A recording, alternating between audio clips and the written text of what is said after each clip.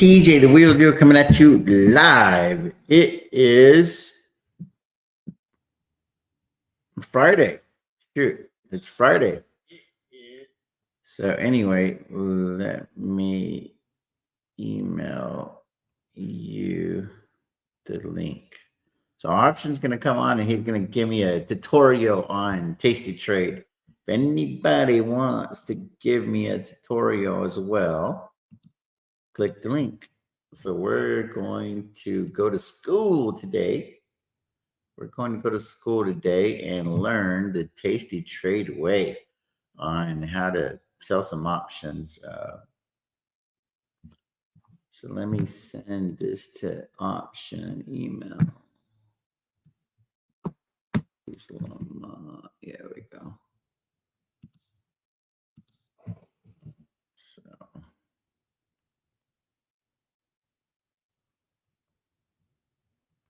anyway, we'll give him a little bit of time, but essentially it is just the process, right? To get comfortable with it. You know, I've been on the Robinhood platform since 2019.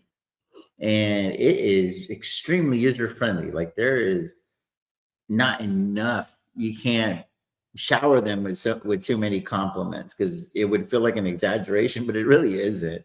It is almost like whenever you got an iPhone for the first time. That's what it feels like whenever you get on Robinhood. It's like you just start, farting around with it, and it's like it's very, very straightforward. Even whenever you delve into the world of options, it's not that intimidating because it's like buy, sell, put, call, whatever. It's real basic and very, very simple the way that it's laid out. It's very Apple-esque, if you will. And I think like Tastytrade is more like Android, where I feel like it could do a lot more, but it also requires more out of you as the customer, right? So the user experience is really something compared to what I've been used to. But that being said, guys, I just want to put this topic to bed. I was trying to go over to Tastytrade for a while. Had an account with them for a while, never funded it. Yesterday I sent $1,000 just so that I could be able to push buttons and shit right now. Waiting on the monies from Robinhood. Hopefully there's not a snag there, right? Because the email felt a little bit shady, if you will, but I'm sure once everything they do whatever, like the T2 regulation, everything closes out, I think it's all going to be fine. They'll shoot over probably about $77,000 into the account.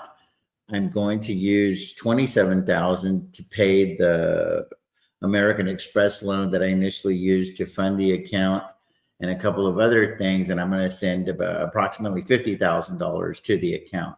So I think that is going to be really good for the channel because it's going to be a fresh start on a brand new account. And then the whole mission is going to be to get that account to 250 grand because that is ultimately the money that I'm going to give my son. And then we're going to be working on a different migration because it's like 8 accounts total between myself and the family with LLCs and everything else. And we're essentially going to try to pull all of those monies together, put them into a trust, send those monies over to Tastytrade, and I'll just be trading one big ass master account. And then we'll figure out on the back end how the monies get funneled in, and whenever they come out, how they get funneled out. So that's a back end thing, and you're no longer relying on the brokerage, right? Because there's LLCs that can own other LLCs or S corporations. It's just like real convoluted. So anyway, I always say that's above my pay grade. I want to sell options. I want to sell puts. I want to sell calls. I want to collect premium. I want to roll and make dollars and cents. But this has morphed into a bit of a business, right? Whenever we first started on the Robinhood platform, it was just kind of like, hey, let's just see if it works. Like, see if I can even do anything with this thing. We didn't know that it was going to turn into what it's turned into. So now it's like, okay, well, how do we make it less complicated for everyone? And I potentially don't get in trouble for like featuring an account that's not like directly tied to either my personal LLC or uh, or my social security number. So through a family office, you can do that. You can do that because I'm on the family office. So that's the way to circumvent the system in a nutshell without getting in trouble moving forward. All of these discussions we're having with Tastytrade on the front end, so they know exactly the setup, and they're like welcoming us with open arms. And that was a conversation that we're just never able to have with Robinhood, because Robinhood's just like real confused, like, who the hell are y'all? What the fuck's going on, right? And I get it. I get it, because Robinhood's designed for individuals to take a couple $1,000 and go squander the freaking money. It's almost like gambling. I've always wondered why Robinhood doesn't offer sports gambling. I feel like Robinhood and DraftKings, we've all talked about SoFi and Robinhood merging. I feel like because Robinhood like puts confetti on the freaking screen, it's so childish, but it's almost like they're promoting like a gamification type situation. I feel like they should like merge our own DraftKings, because then it's just like, well, you're getting a whole other bigger market or whatever. And I just think that it would make a lot of sense. So anyway, just waiting on an option to plug in. I'll show you all the account. That way, like, we're gonna go through this thing because about 20 of y'all have reached over to me, and y'all are like, hey, I'm gonna go over to Tastytrade too. I'm not recommending any of that stuff. I'm not trying to create a mass migration. Tastytrades isn't paying me shit. It isn't anything of the sort. This was just something that we looked into as a family, and I thought it was going to be Charles Schwab, and we tried to do it with Charles Schwab, and just we couldn't get it done. Like, the paperwork got too convoluted. It was too messy. So then I reached out to Tastytrade, and they're like, hell, you can even have multiple accounts on our platform. We don't give a shit. We don't give a shit. So it's just one of those things, because they know that I'm not breaking any laws. It's just convoluted. And that's the thing. Whereas I'm not sure that Robinhood believes that I'm not breaking any laws. That's the thing, right? So anyway, you got to find a dance partner that's compatible for you. It's Happy Valentine's Day, right? So make sure to love on your loved one, if you're blessed enough to have that. But you want to do that like all the time. But what I'm saying is, the reason that they're your partner is because you're compatible. And I just felt like for the last year and a half, Robinhood and myself and the entire family, we're not compatible. We're just not compatible. So I knew that it was just a matter of time, and y'all don't know half of it, guys. Like, y'all don't know all the behind the scenes, and I'm not going to be like filling y'all in like a goddamn soap opera. But the bottom line is, there has been hundreds of conversations between people on this side of the fence and Robinhood, and it has just not been compatible because of who we are and how we're structured as a family. So it just doesn't fucking work. Bottom line is, just doesn't work. So they slapped me on the wrist by terminating accounts. Now they terminate my wife's, and it's whatever. We don't even need to talk about it, because the bottom line is, just wasn't compatible. They don't offer the setup structure that we were looking for, and Tastytrades does, because Tastytrade is just, it's real easy whenever you start fresh, because you can let them know all the layers. Whereas we started all as individuals, and then we're like, hey, we're going to combine this shit to make it easier, because DJ's ultimately going to do all the trades anyway. So instead of people just, following me like on a massive group text like we started 3 years ago, like, screw all that. We're going to make life easier. And this is just something that we decided that we could do as a family. But obviously, there's processes and procedures that you got to follow through. So anyway, that's the last time that I ever talk about it. I don't want you guys coming on this channel. We're not going to have it, and this is going to ever turn into like a Robinhood bashing session. We're still going to keep money on the Robinhood platform because we like it that much, but it's going to be very, very limited as far as like selling options or anything over there, because I've been doing math, guys. Hey, Option, welcome, by the way. How are you? I've been doing I've been doing math for about a year and a half, and I'm absolutely convinced that being on the Robinhood platform collectively, I'm talking about collectively based on the amount of money that's under the family's supervision, if you will, costing us about $2.5 million a year. So everything from fills, everything from, Option will say things like selling the other side and all this other stuff, just things that you're just not able to do on the Robinhood platform, because I think that the Robinhood platform is a beautiful platform, but it's designed for newbies. It's designed for people that are just learning how to ride the bike, if you will. And I'm a little bit past that stage now, so I want to expand my wings. I want to understand whenever Option says things like, buy the gut, sell the wings and stuff, that all of that shit makes sense. I want to expand my horizons. And I knew that I was never going. I like it that another live stream is on. Oh, uh, I like that I'm just going to be able to do other things that I'm not able to do because of the limitations that Robinhood places on their traders. So anyway, I figured I want to go to the platform that was designed by an option seller or other option sellers predominantly. Anyway, let's welcome Option. How's it going, brother? Good, good. How you doing, man? I'm good, brother. I'm excited. I want to get I've already started getting some tutorials on Tastytrade. Okay. And I'm excited to what I'll be featuring probably for the next 60 to 90 days is just the migration of the little account on Robinhood, which is a personal account tied to my LLC. The LLC is called TJ the Wheel Deal. It's registered with the fucking state. Do your homework, look it up. That's who I am, TJ the Wheel Deal LLC.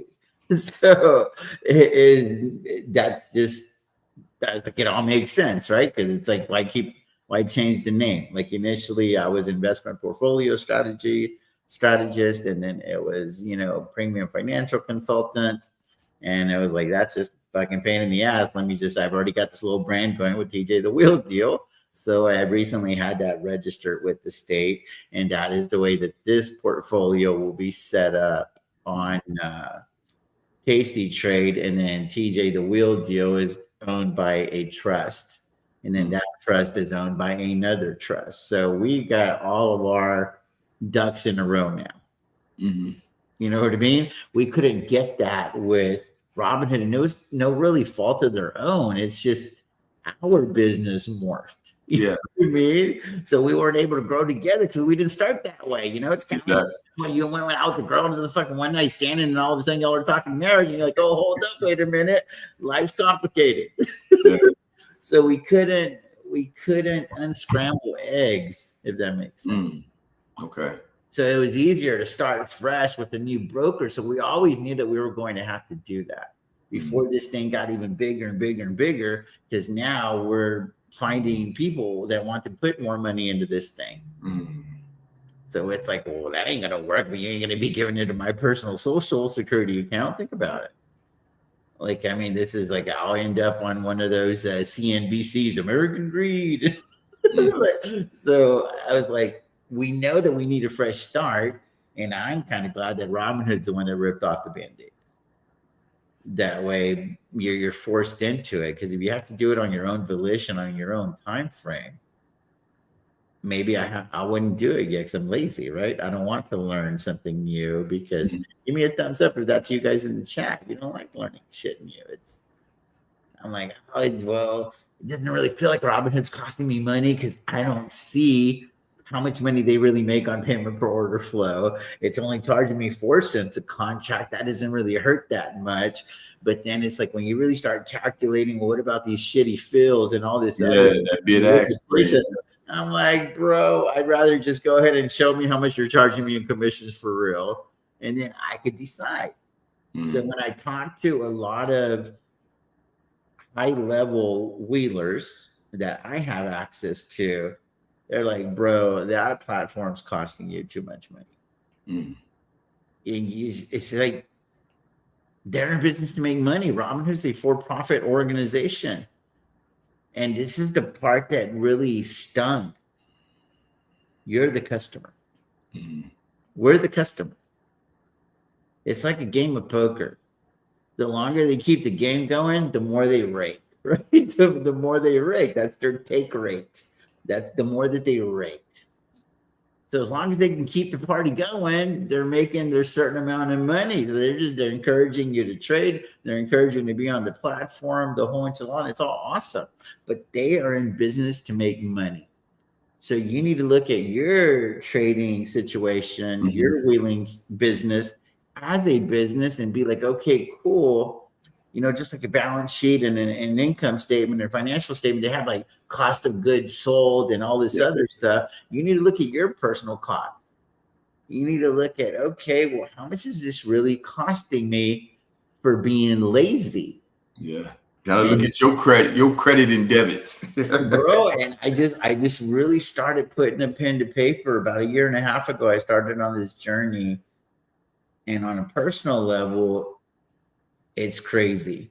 Mm. When I look at the larger scope, it could legit be about $2.5 million a year. Mm. And I was like, dude, how can I like look in the mirror and be like, dude, you're not going to go learn a new platform. It didn't have to be Tasty. You're not going to go learn a new platform when Mr. Premium, the option is like banging the table. You're going to get better fills on Charles Schwab. Mm. So forget about the 35 cents a contract. You know what I'm saying? Like if you're going from 18 to 20, the bid and the ask is 18 to 20. Robin is going to try to get you over there at 18. These people are going to go fight for 19.50 or 20. Mm-hmm. That's going to more than compensate the freaking dollar amount that you're paying for the contract. But you're stuck on something because now it's open. It's on the table. The cards are on the table and they're showing you that this is what you charge, that we charge you. Mm-hmm. But Robinhood doesn't have to show that to you. They're like, oh, we just have a whatever 4-cent fee now. It used to be 3 cents. Now it's 4 cents, right? It used to be 0. So it's just like, dude, all these brokers are doing is it's out on the open, bro. That's it. Mm-hmm. And I don't know why, like, you know, but as I'm a consumer, right? So I just bought that. Now, like, it's all free on Robinhood. I'm like, no, you know, they're like, nothing's free. How could Robinhood afford to be in business? Let's just do the math, right? It's like, how could they afford to be in business? You are the customer. Mm-hmm. You are the customer.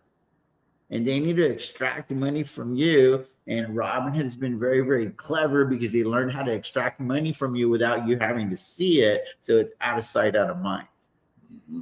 And I allowed it to be out of sight, out of mind for me for a couple of years because it was convenient to do so. But at some point, I was like, I can't keep doing that, dude, because the money's getting too big. And then you don't think that I've sold 200 contracts and then I call my buddy that's got a Schwab or a Fidelity account and sell the exact same contract and realize that they get about an extra 25 cents, 30 cents, or 40 cents on every freaking contract that they're selling on their platform versus mine. Like, y'all, I know how to do some very basic compare and contrast. And bro, whenever it just became evident to me, and I'm like, I can't do it no more. And it's just like now, and then the beautiful thing about the tracker option is you can actually put your fees on there, so you can track it. Yeah, I can track the fees and know how much it's costing me, and it's also going to make me not trade so much. Mm-hmm. So that's going to make me better because there's another thing that I figured out over the last year and a half. The accounts that I trade less on have higher ROIs. Mm. Less is more. The other one here, the one that I feature all the time, you know, the two that are tied to me personally, they don't perform as well because I have the tendency to overtrade because I'm also looking for information for the fucking channel. Got it. Yeah. I'm looking for content for the fucking channel. And I'm like, oh, so it's like I'm producing a fucking show that's costing me money and time. That shit doesn't work. No. So I started seeing something with the channel where I was like, I'm going to eventually take this thing members only, because this can't be about you guys. At the end of the day, I want to help you guys, but I can't trade or I can't do certain things just because it's good for TV. It's got to make dollars and cents for me too. Mm-hmm. But a lot of times, dude, just being in boring stocks and letting them go up because that's the right play at the time. Well, that's the right play at the time. I own 20,000 shares of Rocket Labs, never did anything with them. Mm. I own 7,500 shares of Dutch Bros, never did anything with them. You know what I mean? Like, they've gone up. I bought Robinhood at $11. It was only 500 shares, but y'all see where it is now. I bought a lot of, it was like $4.60 on SoFi. Never did anything with them, and they're up. Well, how am I going to have a freaking YouTube channel on that? You know what I'm saying? Let's just go look at my holdings. I ain't doing anything with it. So, it's just one of those things. Like, I just felt like it's not sustainable. So if I'm gonna have a channel where I'm gonna sell puts, calls, collect premium, even though I know that with certain stocks, the writing's on the walls that these things are gonna go ballistic, parabolic. I don't want to be fighting these stocks. Mm-hmm. I at least need to make sure that I'm getting like better fills and everything else, and I can get portfolio margin. I can get better fills. And then I can like sell the other side, do things that I'm not able to do. So that will compensate for the amount of extra work that I'm having to do. That's just the reality. And then I'm going to learn other stuff, but I'm not going to get crazy with it, bro. Don't be talking to me about no fucking J Lizard and broken wing T butterfly. I'm going to sell puts. I'm going to sell calls. I'm going to collect premium. I'll put on the timely spread if it makes sense. But the one thing that I am going to do once I see how it's all playing out.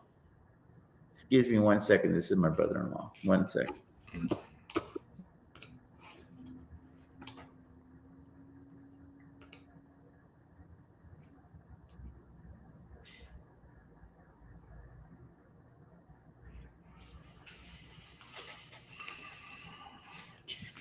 I guess he bed dialed me.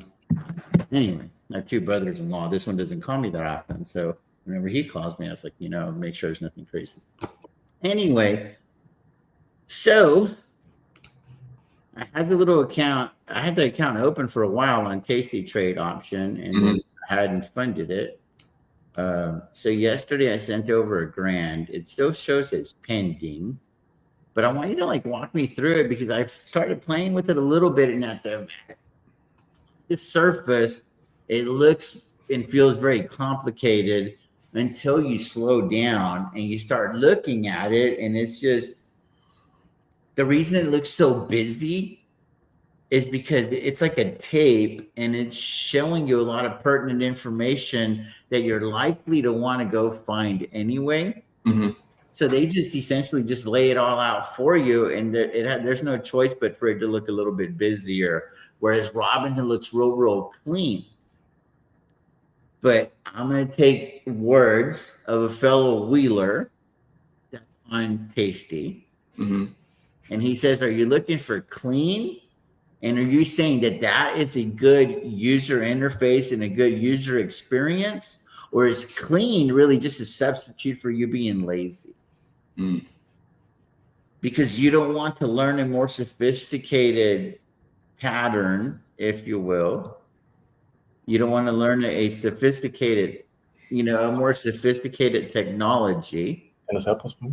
Hey, how are you, Mr. International? Hey, how are you? And clean is costing you money. Mm-hmm.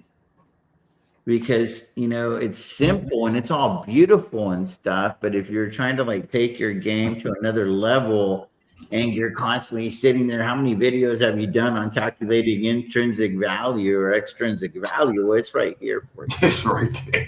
I'm just saying, like, how many times, and y'all don't know this, but I spent a lot of time calculating the expected move. Go do the straddle, right? And I gotta take that formula, and then there's like 70%. Like I literally have to Google this shit and use artificial intelligence to help me calculate the expected move when a freaking Tastytrade tells it to you right there on the spot.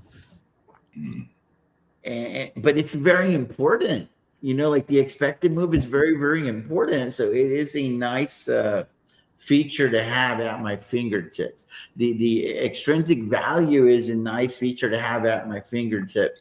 Your whole position deltas is nice to have at your fingertips versus me manually having to go through all of it. Now you can do that a little bit on Legend too. So I don't want to I'm not dogging Robinhood. You can do that now on Legend. I don't like Legend period, because everywhere you push, it's freaking showing your accounts everywhere. So I'm like, well, that isn't helping me. You know what I mean? Like, well, what I want to do, like, make myself even more out of the open and susceptible for people potentially to hack us. So it's like I'm taking a real big risk already with the amount of transparency that I show on the channel. Yeah, that's something that I think that the audience or the chat has never really taken into consideration. Dude, people's like, oh my God, I can't believe the positions you have on. How can you sleep at night? I'm like, fool, you know what makes me sleep at night is going on YouTube live every fucking day and showing the accounts and wondering if some crazy motherfucking nerd is going to go out there and siphon $2 or $3 million into their account somehow. And there ain't shit that I'm going to be able to do about it because they're on the other end of the world. Because I don't know how that works. But Dallas made a video saying that he's not going live right now because most of his stuff's going on the crypto side of things. And he feels like there's a lot of people that hack on the crypto side, like on the altcoin stuff. So he's like, I can't take the chances and be on YouTube right now because this is where all the trading is happening. So I just, what's that old Tom Petty song? And we're going to show the Tastytrade platform here in a second. Is you don't know what it feels like to be me. Because when I started on this whole thing of full transparency, it's like, hey, I just want people to be able to see my trades and all this other stuff. Well, dude, early on when I was featuring my son's account, I freaking had my password and everything on the screen that everybody saw because I made an error when I was logging in. I didn't know that I was like, because you have these views here, right? Where it's like right there, like if I was sharing the screen, it would be on the screen right now. So like we'll show Tastytrade right there. So now Tastytrade's on there. Well, I thought I was in this view, and then I was in that view, and I'm sitting there typing in emails and passwords and all the other shit. You know what I'm saying? Yeah. And then somebody in the chat said, hey, we can see your password. So I went and I changed the password on Robinhood. And I was just like, shit, dude. I was like, that happened when I was at the Omni Hotel in Houston, Texas. I remember it like it was yesterday. Why? Because that's the day that I bought fucking Palantir at like $14, $15, and I thought it was a horrible deal. Yeah, Alex is saying he remembers that, and he's laughing. It wasn't really funny though. Luckily, that happened a lot. That happened a lot with the crypto guys. There was only like maybe $10,000 to $20,000 in that account. So it was kind of like, oh, then it's a bad night in Vegas, right? Like if anything were to happen. But it's just risky, bro. Like what I do is risky, is being fully transparent and stuff and constantly showing the portfolio and all that stuff. There's a reason other people don't do it. There's a reason other people don't do it. But let's get into it. Guys. So I started this little account right here, and it says there, fund the account. So I already did all that. So here you see here again, I'm already showing account numbers and shit. So you see, like I don't even know where to push on this thing. You follow me? I don't know where to push, and that's why. You on the web browser? Huh? You on a web browser? Yeah. Oh. Yeah.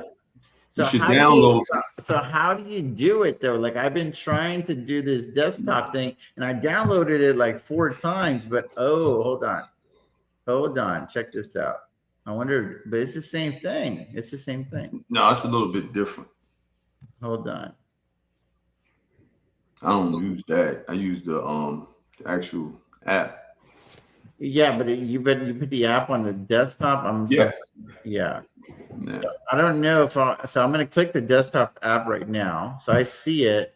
So then it says I got to drag it from from the folder there, then go right. into the Okay, so I dragged it, and then what I said, keep both. you already had one. I mean, Yeah, I had several. Yeah, I tried. Dude, I'm not. all right, then just try to.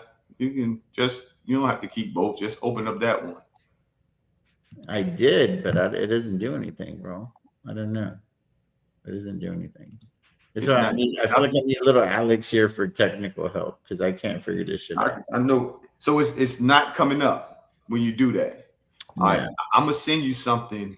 Did Rob Old Tool send it to me yesterday, bro? He sent me a fucking link that says platform or whatever. I click on that, and this is the same shit I get. So whatever No, you're gonna have to put in what it is it's I'm gonna send it to you. It's because initially that was doing it to me where when I would try to open it, it wouldn't open. So what it is some type of like code you're gonna have to put in. And when you put that in, then it's going to allow for it to open. I'm going to send it to you. You will type it in your command prompt. Yeah, I don't know. Yeah, I send it to you. I'm going to send it to you. Because what it is not seeing it. But once I'm going to send you this little piece of code. And then you go into your command prompt. And when you put it into the command prompt and press enter, then it's going to allow for it to open up. Because it's a string that it's missing. Yeah, I'm not sure. I'm not sure. But anyway, so this is the type of frustration that I'm dealing with now because it's like I can't even get to the right fucking app, if you will. Think about it, right? Whereas with Robinhood, it's all seamless. But that being said, I feel like it's a small price to pay to potentially make an extra couple $1 million a year. So here you have dashboard, you've got trading, and then you got manage. And then here it says you can add funds now, all that stuff. It has my accounts, balances, confirmations. It gives you the whole shit all right here on the left-hand side. And then I think where you live is right here under trading. I think that's where you live. And then I think you probably go over here to trade. This is what Rob told me yesterday. And this is how it looks. So you have here, like you want to pull up your balance. So you'll see that I have pending cash of $1,000. I have no idea. I don't even know what SMA means. Y'all know what SMA means? You said where? You said what? Right there. It says SMA. I don't even know what that means. Where you at? On is it not showing it? Oh, right there under balances. So you see how it has balance right there, and it says settled cash. There's zero. Pending cash. There's $1,000. Maintenance excess is $1,000. And SMA, like I don't even know what SMA means. Just scroll over top of it. Oh, increases the value of securities in the account, appreciates, does not depreciate with the value. I don't even know what that means still. Like it's like it gave me a definition and I still don't know what it means. Then you have net liquidation value. I think that's pretty straightforward. Then it has the P&L for the day, P&L for year to date, options buying power, stop buying power, profit loss open, today's, I don't know what today. I don't know what that means. I don't know why it cuts off a lot of this stuff. And then it has the theta EXT. I'm not sure what EXT means either. So EXT is extrinsic value. Yeah. So, and then I don't know how to, like, if I could make this bigger, like I don't know, like the layout. Like I don't like the layout. You follow me? Yeah. And it's like I don't have all this shit. Oh, they don't have all this shit about SoFi because SoFi is the featured stock here. And then Rob was saying that I could like push a leader and then it would like automatically create this order, but I don't even know what I created. And hey, I just sent you an email, right? And in that email, go into your, matter of fact, I'm going to send you that whole link. Which email did you send it to? I responded back to the one that you sent me earlier. Okay, then I need to go to the TJ the Wheel deal. I think that's on my wine tours. Hold on. So Gmail. Okay, I see you. Join me on StreamYard or no? That one? Yeah, the one that you sent me. Okay, I see that. What do you want me to do? It doesn't show me anything though. Okay, hold on. I'm about to send you. All right. All right, let me see this. Go into. Let me send you this. I'm gonna just send you a whole new email then. Where's my...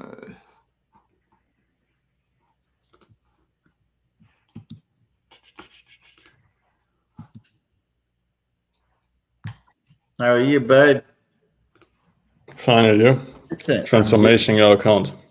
I'm doing well. All right, TJ, I just sent it to you. Open up that link. Hold on. And that's going to show you how to, clear that cache. It's the bottom one.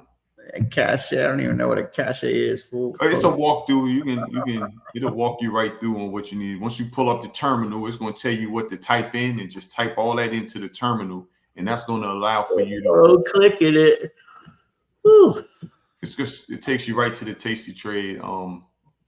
It's about clearing the cache, and that's the problem that you have, because I had that initially, because we got that with that iMac, because when I had got it, I was trying to open up the plan, it wouldn't. So once I kind of looked around and I did exactly that, clear the cache at the bottom, you'll see it. Yeah, I see it, but I promise you that I'm not going to be able to figure out how to do it, because I'm not that guy. And then on top of that, I just get real frustrated. So it's going to like fuck up my whole day. I'd rather have somebody like Alex come and do it for me, because all right. But that's all you rich. I'm just saying, when you're kind of rich, you just rather have other people do shit. Yeah, no question. But I mean, that's it literally, like, me trying to figure that out is like trying to figure out how to right click, and all y'all are gonna do is ruin my fucking day over something so simple for you. And I'm not gonna do it to my. That's bad for my mental health. Alex, reach out to me. Fix my shit. Yeah. But that's all it is. That's all. Yeah. When he do it, that's all he need to do right there. Bro, I have spent so much time learning how to be happy by just saying no to shit you don't want to do. Yeah, that's y'all's quote. That's y'all's quote for this century. You want to be happy? Stop doing shit you don't want to do. There's a lot of unsuccessful people that'll say things like, do the things you need to do so later you can do the things you want to do. Fuck that. Spend your life doing things that you want to do, and every day you're going to be happy. Yeah. You don't feel like doing it, don't do it. You don't like that job, go get another. You don't like that career, go get another one. You don't like your girl, figure out why you don't like that girl. Maybe you need to go get another one, or you need to be a better man. But I'm just saying, stop doing shit that you don't want to do. Like, that is, I have known, it's called knowing your way to happiness. And know, like N-O, not knowing, K-N-O-W. It's know your way to happiness. That is a philosophy that I have adopted and adapted to, and I adhere to, man, probably going on about 7 or 8 years now. Because I was always angry, bro. Like, have you ever ran into those people? They're just always like on the edge or angry because they hate everything about their fucking life. And I'm like, stop doing shit that you don't want to do. Yeah, right. Like, why are you here? Just say, like, have you ever seen people and they show up to some place and they're like, I didn't even want to come. I'm like, well, why the fuck did you? This is members only. I could talk to y'all for real now, right? I was like, why are you so angry? Why are you so miserable? Stop doing it. Stop doing it. Like, stop doing it. Anyway, so option, walk me through what we have here with old Tastytrade. Or do you want to pull up yours and kind of like navigate? What I would like to do is, how do you sell a cash secured put, bro? Like, how can you legit sell a cash secured put? How do you sell a covered call? How do you buy a leap? Because, those are the basics. I don't need to know all the guts and the wings and all this other crazy shit with the butterfly. I see girls with butterflies on their backs and I just call them tramp stamps. You know what I'm saying? Like show me how to do the basics, because that's where I'm going to live. All right.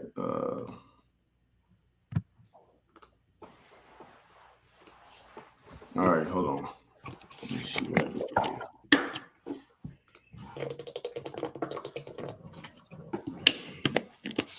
Y'all are typing 100 miles an hour over there. I can hear it. Like, y'all work like 911 may I help you, or what is your emergency?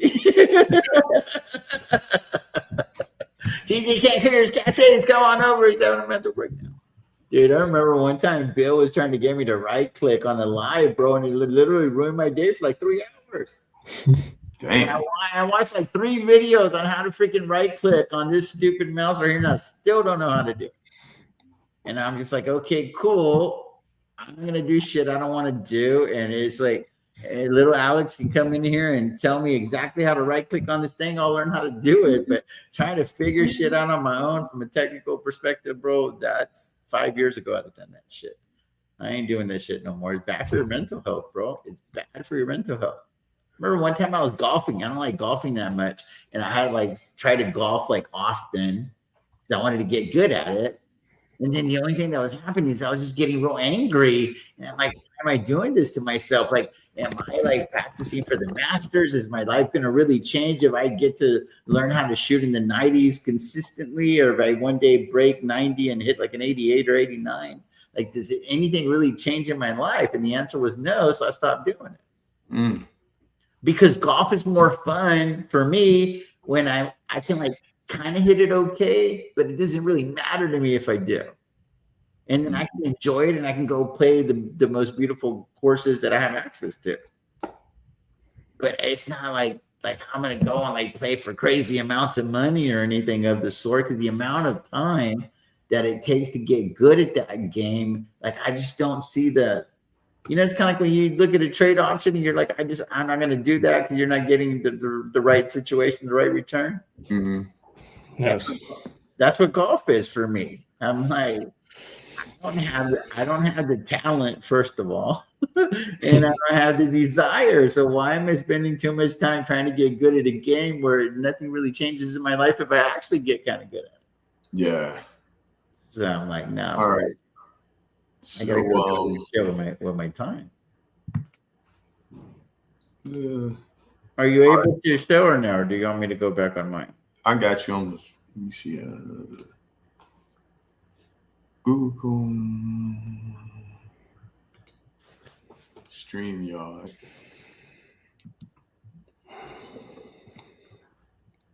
Which one do you use, Vince? You use Interactive Broker? Yes, Interactive Broker, and I'm really satisfied by it. So we spoke on a private FaceTime 1 month ago when I was transferring. So I exactly know how you are feeling on the topic. Sometimes the websites are so new, so you just have to get used to them, right?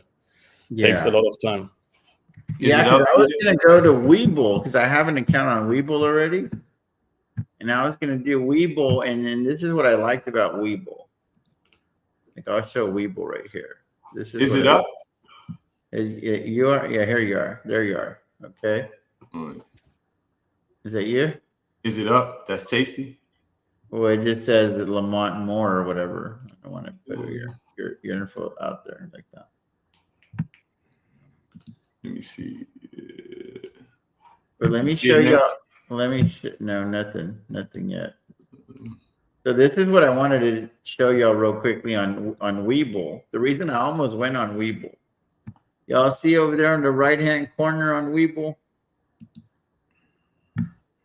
Oh, I think I need to take my hold on. God, me and technology, we just don't get along. Yes. I know the feeling. I fucking hate technology sometimes. Yes. Why? It's just complicating everything you do, right? Makes your life better, but it's also like annoying as fuck. Okay. So if I get rid of this little media style, or I'm not sure what it's called, media asset. So maybe that helps. I don't know if y'all can see on the right-hand side, on the far right-hand side, can y'all see the little TJ, the wheel deal circle? Yes. Huh? Yes. I can see it. That's why I almost went with Webull, because they allowed me to put that there. That's a good reason. Like, that is legit one of the reasons I considered going to Webull, because they allow you to put a little avatar there. You know what I'm saying? I was like, okay, but I've been on this platform and I don't like it too good. It looks a bit like the worker station of interactive brokers. It seems like it. Yeah. So you see where it says hi the wheel deal. So it feels real personalized. Yeah. I don't know why it's not coming up. But the reason that I'm not able to do this when I'm still talking to them is because I want to connect it to my LLC. Whereas it's not. This is just tied to my soul. Oh, I'm gonna have to restart it. It's not. No luck. I'm gonna have to restart the whole Chrome because Okay. I had to do something in the system settings. So this is what's showing up on mine now. Is that the real one, or is that still on the website? Yeah. Well, no, that's the that's not the platform. That's where you download the platform from. Where are you going? To the what? I'm gonna come out and come back in. Let me make sure. I'm gonna come back and come back in. So what am I looking at? Option, is that just a website, or what is that? Yeah, that's just a website. You don't want to go in there. Just don't go in there, because that's where your information is, your personal information. So but if you go, but so let's talk about this right here, pricing. Mm-hmm. So walk me through what that means. So it says $1 a contract, and I'm like, shit. Robinhood only charges 4 cents a contract. Well, see, that's what you was just saying. But you got to look at they charge you for. As a consumer, I had sticker shock when I saw that at first. Yeah. But then it said $10 max. Yeah, it's only $1 to open up, per leg. So if you open up one leg, it costs you $1 to come in, but it doesn't cost you to close. No. But it says per contract. So in my mind, I was like, well, I did 200 contracts. They're going to charge me $200, yo. Yeah. But then it says $10 max per leg. Yeah. But that's only to open. You don't pay to close. Oh, yeah. Robinhood is 4 cents each way. No, you pay $1 to open. You don't pay to close. Yeah. Now, that's a fee behind it, which is like a 10-cent fee, 11 fee. It depends on what contract you're using, right? Futures is a little bit more, right? But, other than that, and my thing is, like you said, if you can control your trading, it costs to play, right? I mean, come on. Yeah, that's true. You know what I'm saying? We so.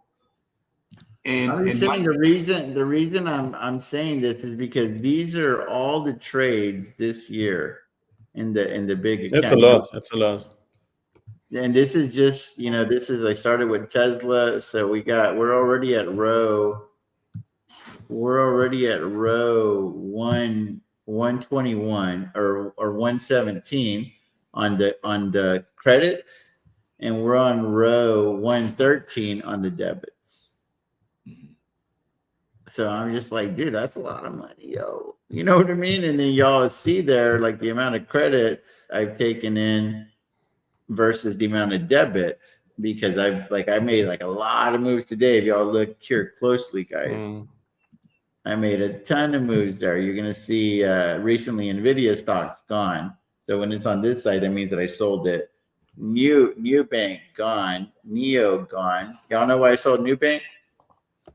Why? Because Chris Patel went on X and he copied something from my Premium Junkies page, and he ragged on Wheelers. He ragged on nice. What does it mean? What does it mean? Look,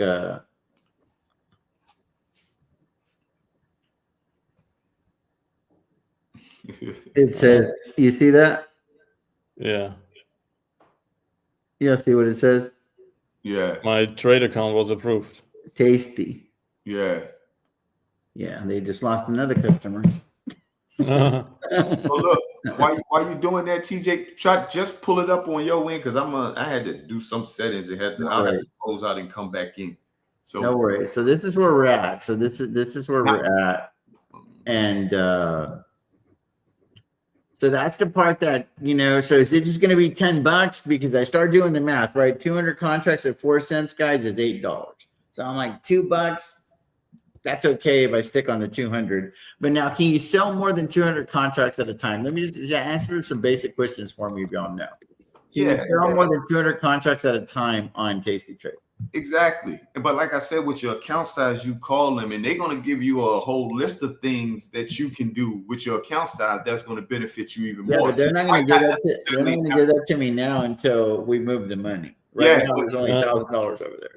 So you basically might not even be paying $1. So you see what I'm saying? So until you can, when you do that, that's when you'll get your best buck, your best shot, right? It's always like negotiating, or what do you mean? No question. If you bring in that type of money, you're gonna negotiate that dollar, and if you bringing it, they're gonna damn sure beat you half. And what the hell is cap commissions? You see, like, what is this? Our commissions are capped at 10 per leg. Yeah, that's the $10. So however you go over, that's all it's gonna be, $10. And then 2 verticals is $20. 2 iron condors is $40. Yeah, because you adding legs. So if you iron condor is 4 legs. So for 4 legs is $10 cap. A vertical spread is 2 legs, and then your single one is just $10. And here it says apples to apples. So it's talking about so 200 lots. That's the amount of contracts, right? Yeah. So on 400 contracts, I see that. Interactive broker is there as well. They're expensive. On a 50. Yeah, interactive brokers is expensive if you don't negotiate. I'm trying to negotiate my prices because DJ, when you are said about $1 on interactive broker, I'm paying $3.50 on each option. Wow. And without a cap. So sometimes I have like $300 in fees. It happens. Yeah, so that you find yourself like you stick out those trades a lot longer, right? Because you're like, shit. For example, when I was trading with Pfizer, and Pfizer has a really low stock price. So it was around 100 options. So it gets really expensive with the fees. That's really crazy. Yeah, damn right. Woo. Yeah, that's interesting. And then here it says trading products, stocks, options, futures, blah, blah, blah. Yeah, commodities, you got everything. Everything. So then you go options, and it says award-winning options platform. I have no idea what award they could have possibly won for that. And then here you see it says download now. So I already did that. Yeah. And then nothing else. You're good. It's just a cache issue. That's all you have. That's all it is. Yeah. So hopefully Alex can come fix it before I. But how come I can't get? I feel like this is different. Oh. Go to platform. Oh, is that what it is? Okay, platform. Okay. So now go to trading. Okay. All right. Click on all right, you got SoFi, you don't have a symbol. Click on table. On what? Where is that? Trade, maybe? Yeah, trade. Yeah, click on trade. Now, so let's say you said you want to sell a cash secure put. Yeah, but I don't even know that I have enough money because it's so. We just walk through it. Let me go to, or you know what? Let me go to CleanSpark because CleanSpark's probably in that price range. All right. Even if it doesn't, this is just the process. So there's CleanSpark. CleanSpark's at 1067. I can sell a cash secure put at $10. How could I do that?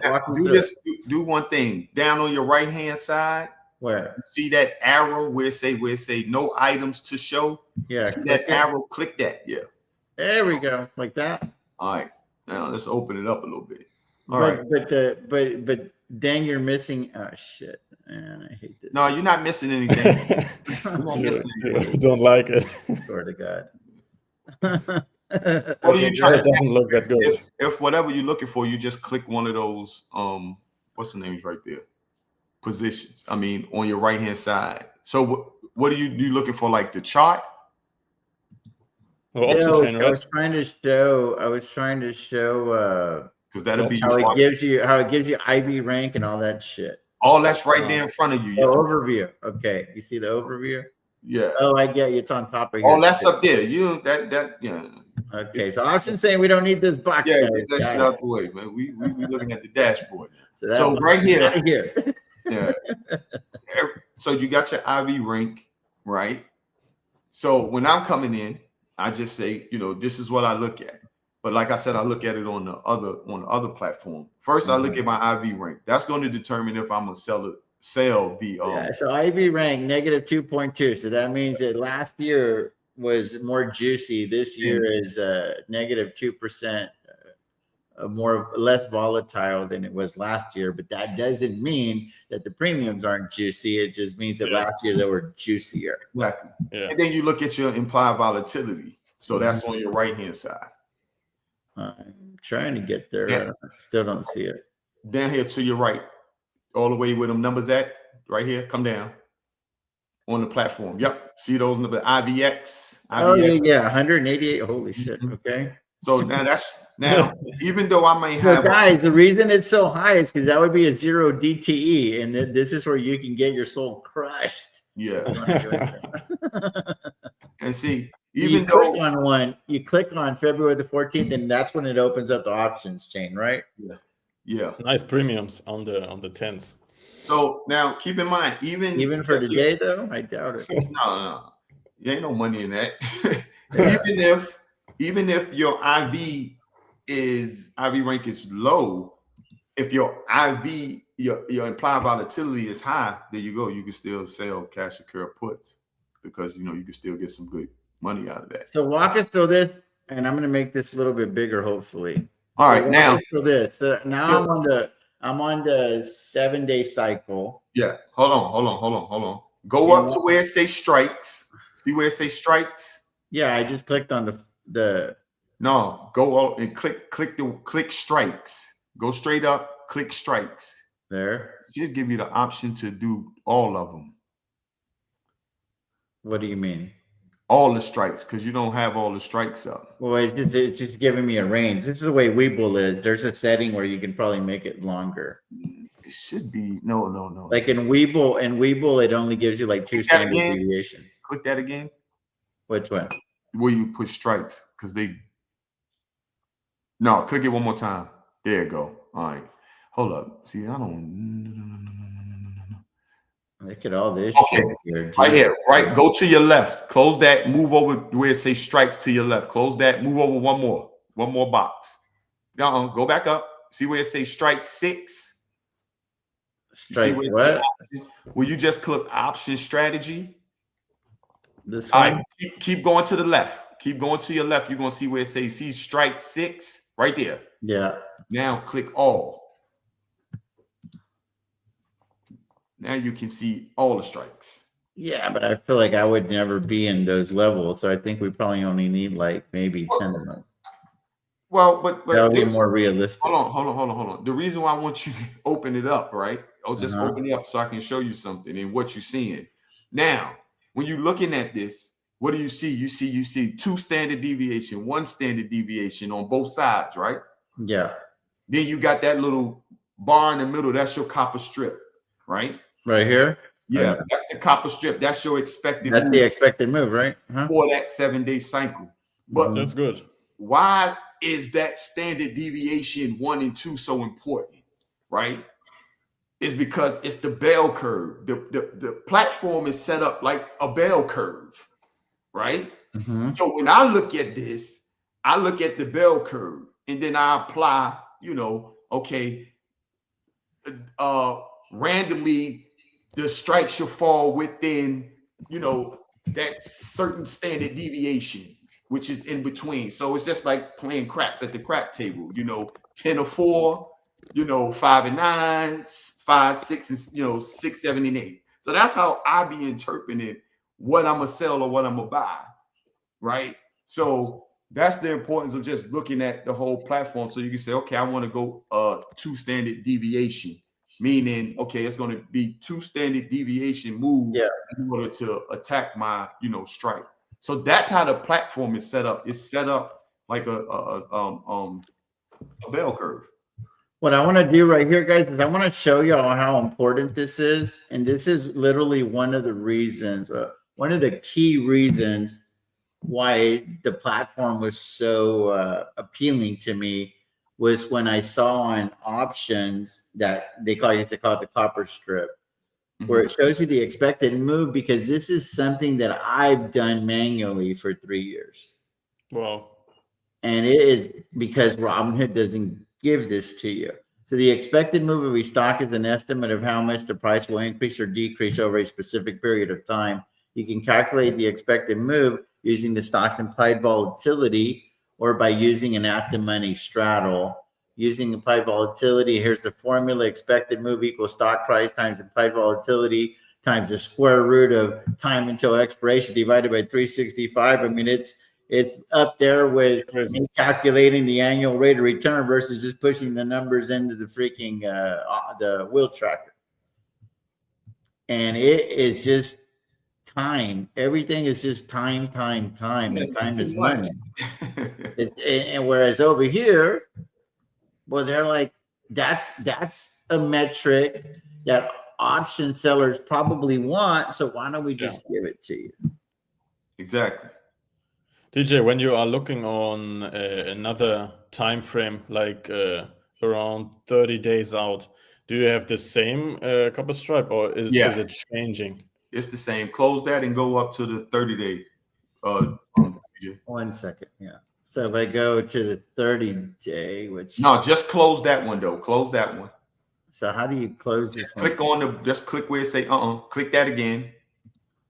Just click where the blue, the February 20. Yeah, just click anywhere in there. There you go. Okay. Go to the 35-day, the monthly. Yeah. So this is where we live right here. Okay. Yeah. There you go. Oh, but it's getting bigger. It's getting bigger. Oh yeah, of course, exactly. Okay. Yeah. So we do. So let's look at our backstop trade, right? So we go to the backstop trade over here.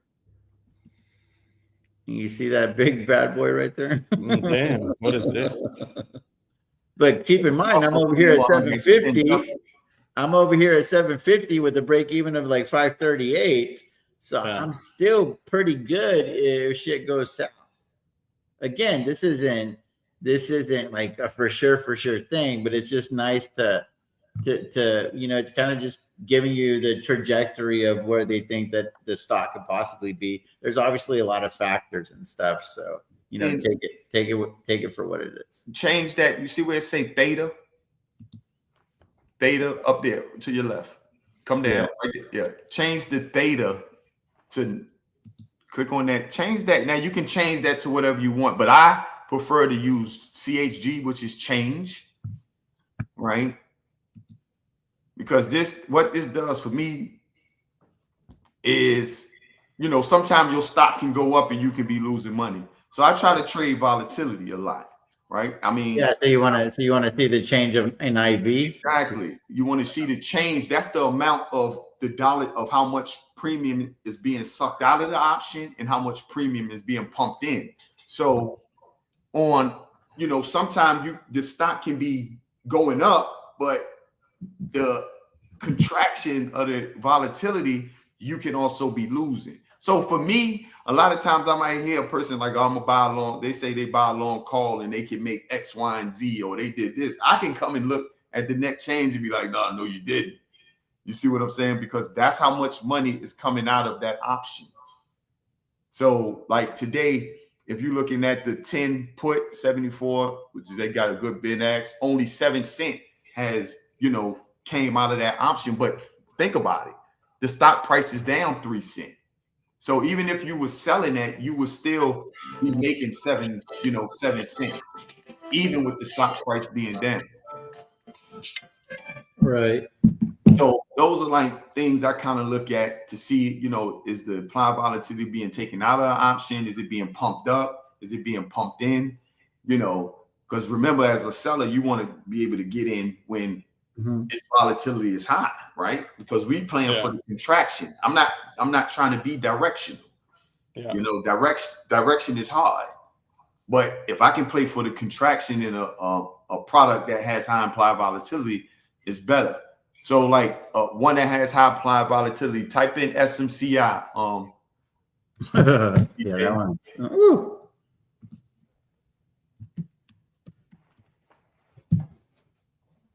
and go to the 35-day.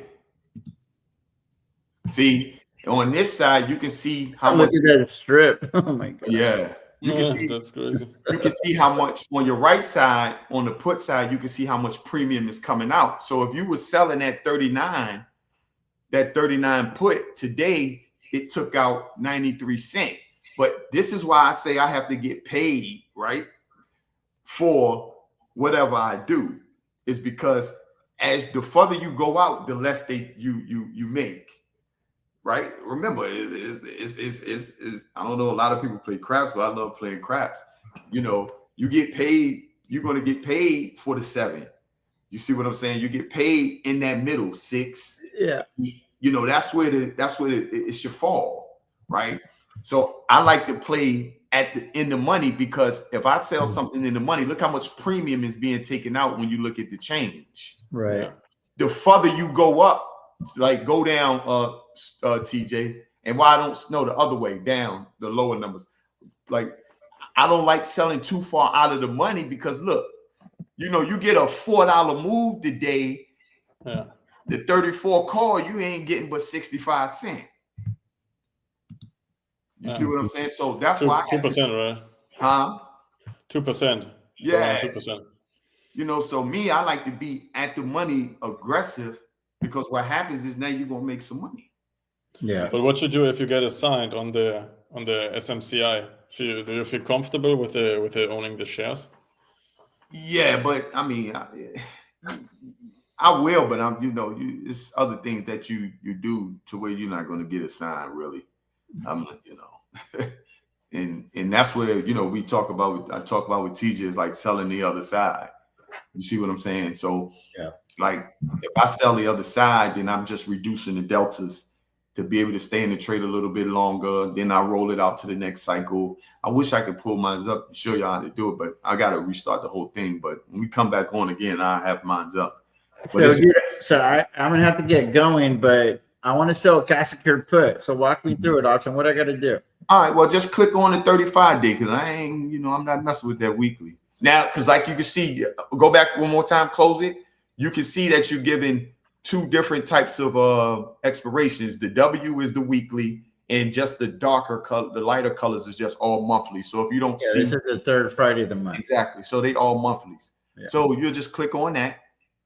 It's a difference when you sell weeklies. I'm sure people realize. So why do you like this on all? Like, I feel like, why do you need all of those on there if you know that you're not going to ever play it so far out of the month?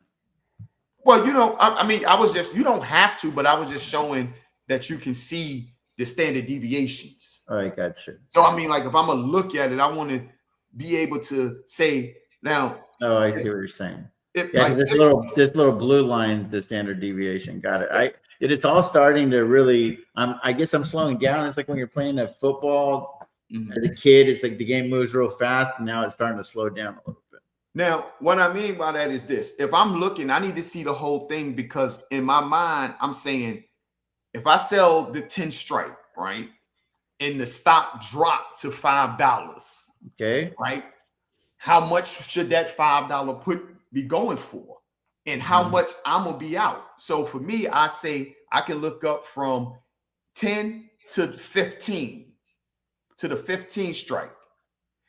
If Clean Spark dropped $5, I know that my option that was I sold for 75 cents is now $4.55.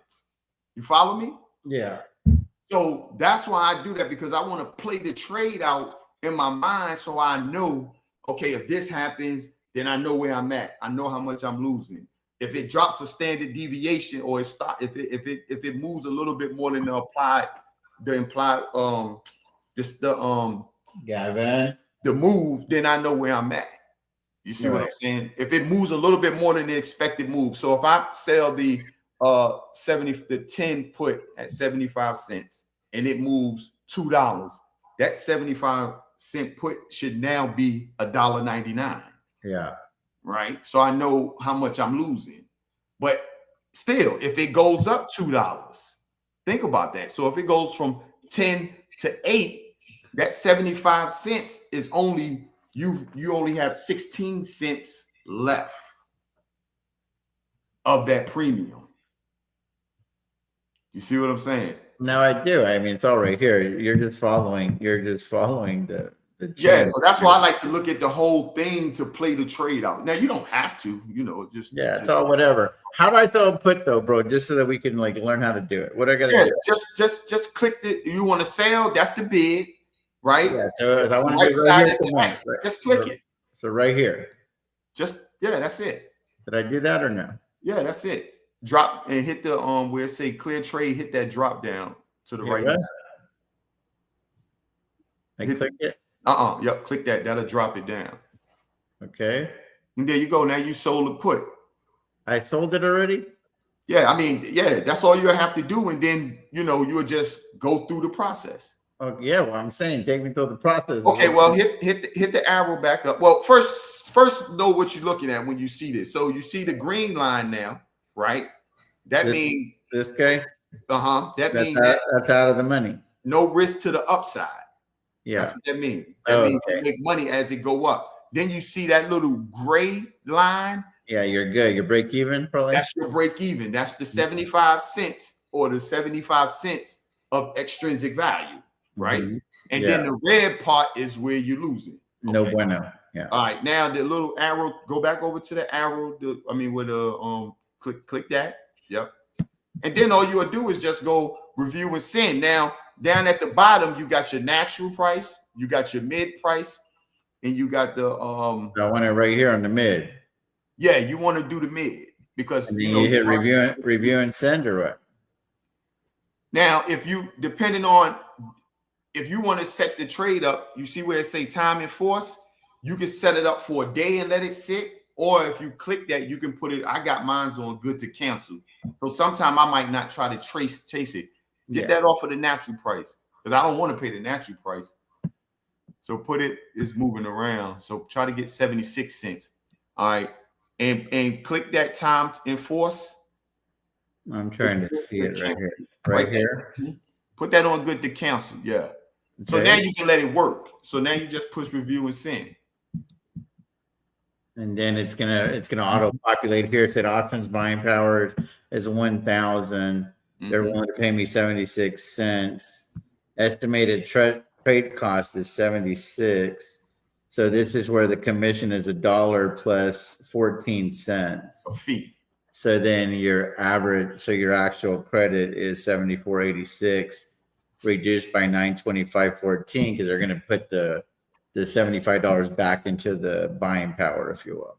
I assume. Is that how it works, option or no? No, that's I don't know which one are you in, your individual or margin. Well, it looked like that you're in the individual because you're paying $9.25. You shouldn't have to pay that much if it was margin. You'll be probably paying half of that. Yeah, so, but I don't think I'll be able to get all set up. And let me move monies over, and then I'll figure out the account. But what that means is that you're just paying the full amount, which is you selling the 10. The 10 strike, which that's $9.25 plus the credit you receive drops that to $9.25. Mm-hmm. So you just have $76 of buying power remaining. Yeah. So just click submit. Okay. All right. So it's working, right?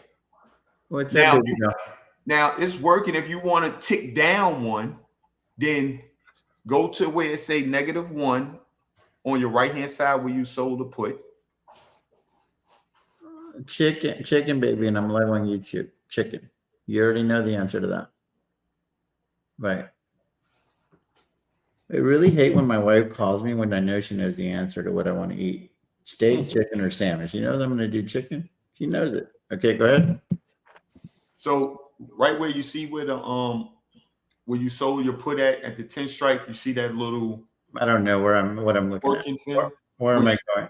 Where you sold the 10 put. Go to where you sold the 10 put. This little guy right here. So it's working. That means that it's working, right? Yeah. In other words, it hasn't filled. That's what you're saying. Yeah. Normally I tick down. So just right click on that. I can't right click. I don't know how to right click. Okay. Well, go to You telling me I gotta right click on this fucking thing option? click activity then. Okay, hold on. On your left hand side. Activity. What over all here? the way, yeah, click that. And where it say working, click that little W. Right there with clean spark, and you see that, click that. Yeah, I get it. Okay. All right, you got to right click that. Oh, shit. Yeah, you got to right click on it. It doesn't let me right click, bro. I don't know how to do it. You gotta tap the right side of your mouse with like 2 hands. Bro, I'm on an iMac. It doesn't do Yeah, it. that's what Yeah, on the Mac doesn't work. On the Mac doesn't work. Maybe it works when you are pushing Command. Yeah, I mean, you gotta. I set my mouse up to. I didn't know how to right click. Maybe if you are pressing You're Command. saying I can't do anything because I don't know how to right click. Is that what you're saying? Yeah, it is. Unfortunately. I mean, but you can go into your settings, TJ, and set your mouse up to be. Bro, Alex will have to do it, bro. I've already spent 3 hours of my life that I'm never gonna get back. So when I die, I'm gonna look back at a video of my fucking life. And Bill White cost me 3 hours of my life learning how to right click, and I didn't learn how to do it. So. All right, but it's automatically should be set up. Hit your on the iMac, because I mean we're using the same thing. Click the right side at the top. Yeah, the right side of the iMac. But click the W, the right side of it. Click it one time. It ain't doing shit option. Oh, shit. All right, well, let's try this. Go back to the damn. Go back to the trade. What trade? I am on the trade. What do you mean? Activity. Go to activity again. I am on activity. Go up to trade. Okay. God damn, bro. So what about here? I click on this little time. Nothing. It's only for Windows user, this platform. Nah, it works for and I can't change the bid ask or no. Push. Damn, I'm trying to figure out how the hell you got. All right, try to. God damn, bro. I never ran into that. It's something you got to be able to click. Click where it says description. Click inside of there. We got to click somewhere. Where you say description, click inside of where the May 21st at. I mean, March 21st. Click over there. What? Where in the description, click inside of there. Click there. It didn't do anything. Hey TJ, just try this, bro. I mean, come on, man. Just hit your settings real quick, man. It's right there, man. Settings of what? On what? Settings of the Mac. On your Mac, just click settings and pull up the mouse, bro.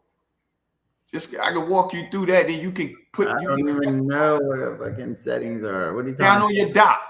Down on your dock, the system settings. Kevin, god damn, this dog's driving me fucking crazy, bro. And my wife. On the dock, go to the system settings. We can. I mean.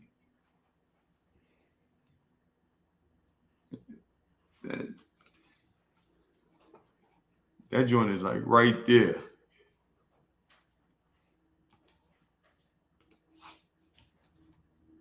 One second. Mm-hmm.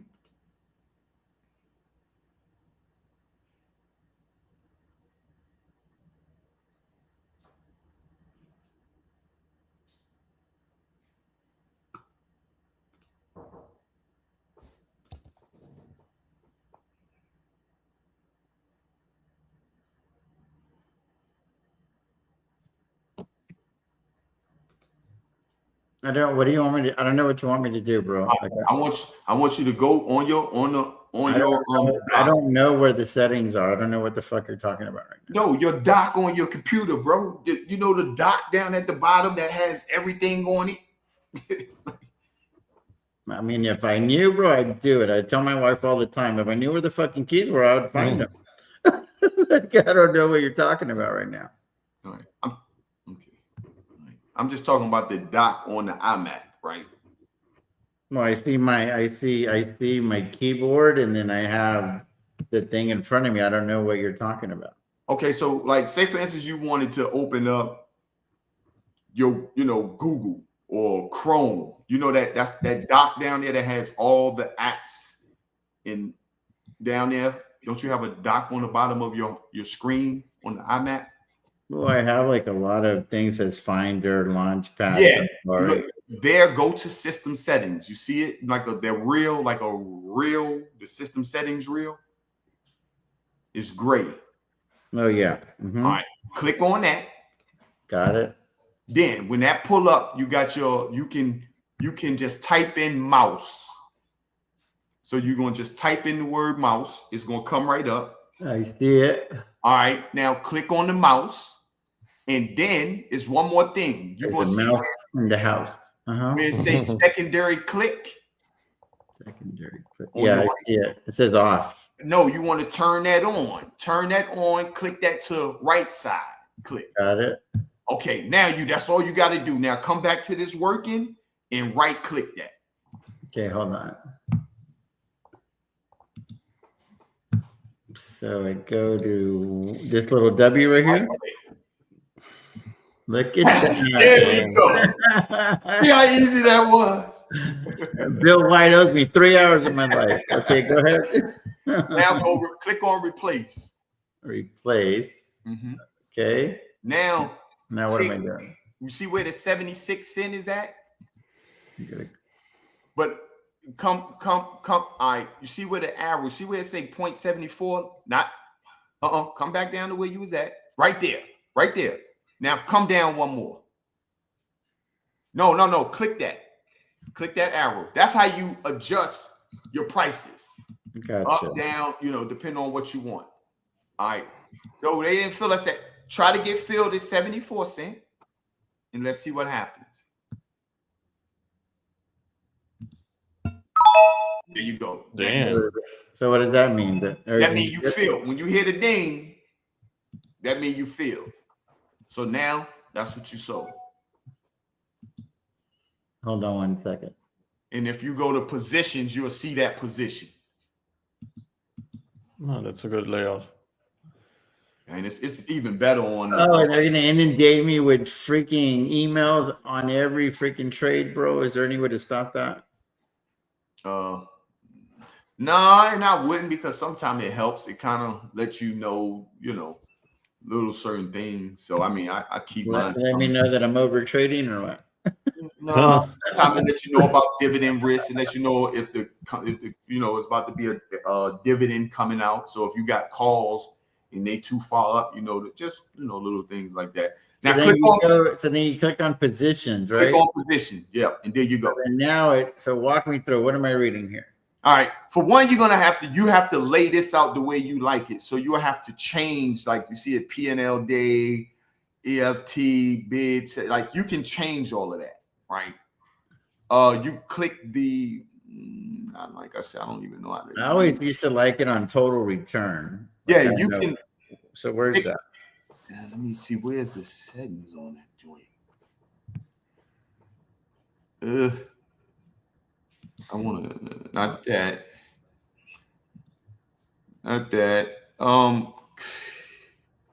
Okay, up all the way at the top. You see where it says settings, where the sign out at? This guy? Yeah, click that. All right, there you go. Now you can set that up to what you want it to be. So that was it standardly come. Now you can set it up to what you want. Like you may got the trade, you may got the mark, you got the extrinsic value. Yeah, but how do you click which one you want? See if you can I think you should be able to just hold it and drag it. Click on it, left click on it, and just drag it over to where you want it. I don't know what I'm doing. Right there. Just drag it. It didn't do anything. I drag it, but it doesn't stay there. I never used this joint, man. It's not a big deal. Just walk me through because like on Robinhood, it shows you like whether you're winning or losing. All right, but this is your P&L day. That's how it's set up. But you can kind of navigate that. Like I will remove all of this bid, ax, ETF, all that, right? And if you go back to that settings, I will set it up to where I have my mark. And this is just me personally. I have my trade mark, P&L day. Well, I have trademark, extrinsic value. That's the most important thing for me.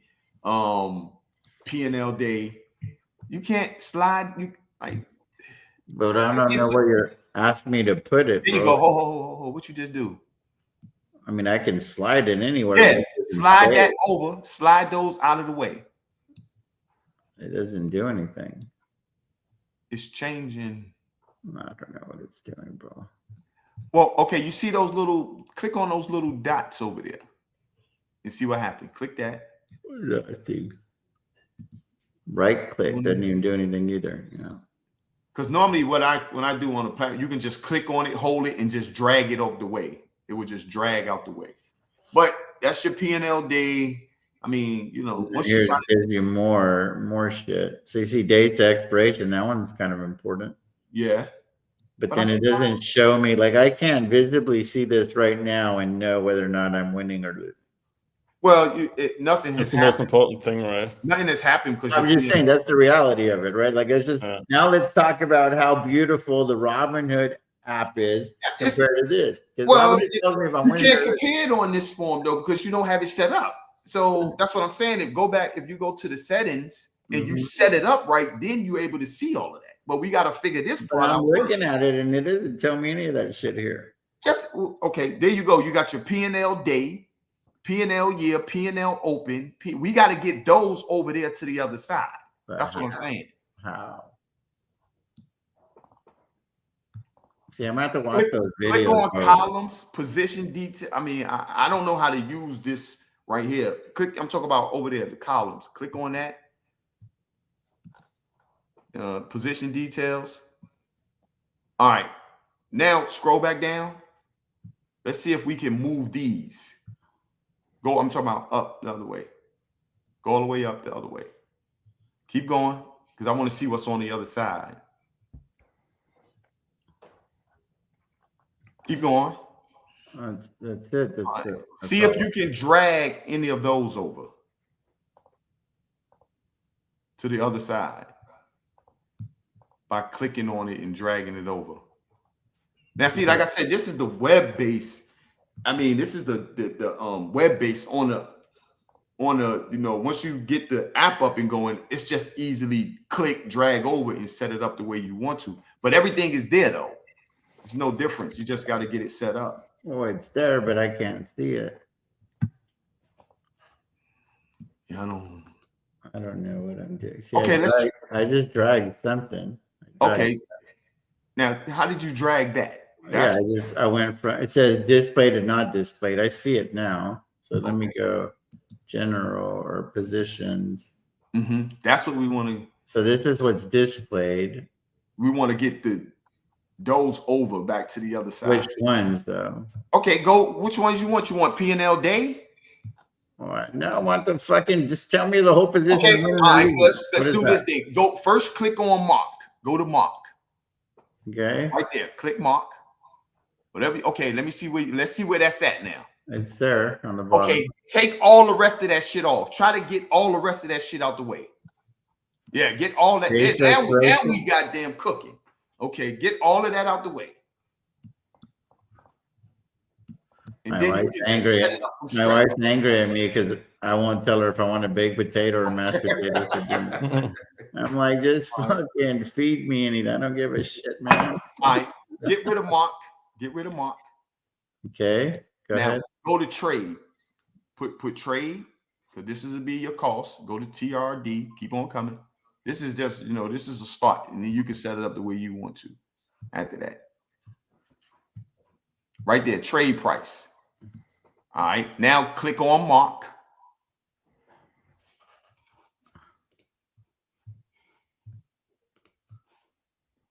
Click on this guy.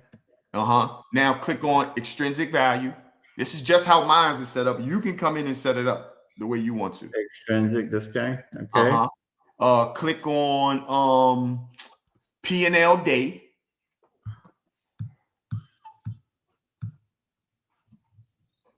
Percentage not the percentage, not yet. The other one. Up top. Yep. Okay. Click on P&L open. Got it. and then click on P&L open percent change. Bar or percent? And you can go net leg, you can go P&L, I mean, that depends on what you want to do from there. But let's just stay where we at so you can see this is like the basic setup. You want to go what about probability of profit? That seems you can do that if you want to. Yeah, you can, probability of touch, open interest. I mean, however you want to go from there. But this will just give you that, the basic setup of where you at. Hold on, what you just do, bro? I added something else that I wanted. Oh, okay. Okay. So now what? So what am I looking at now? Okay, so you got your trade price. The trade price is your 74-cent credit, right? Mm-hmm. It's marking at 74 cents. So that means you haven't made any money yet, right?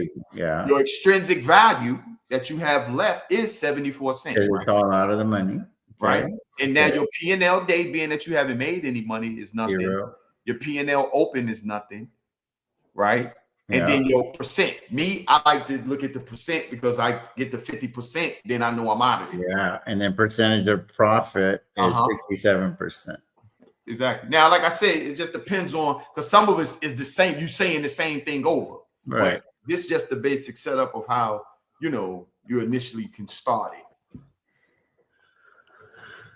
We go from there, but that's cool, dude. I mean, I think that it's real easy to make a trade once you're comfortable. So now let's talk about something more advanced. Let's say I've got at least another 50,000 into the account.